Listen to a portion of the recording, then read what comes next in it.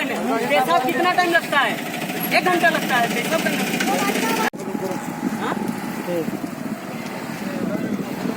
दर्शक बंधु ए दृश्य को देखंतु मोबाइल फोन चोरी को केंद्र करी चली तुमुल कांड।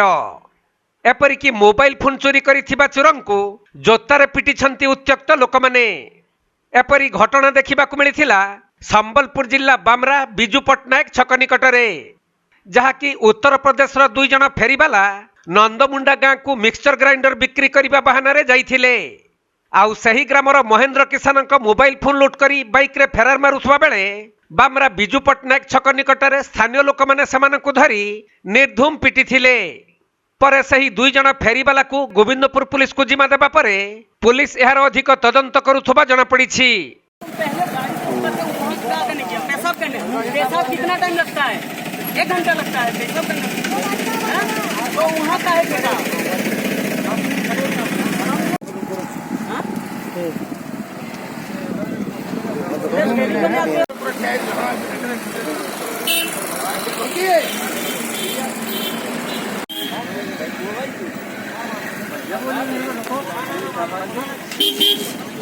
संबलपुर जिल्लारू विनोद कुमार सेठी रिपोर्ट, कोणार्क लाइव।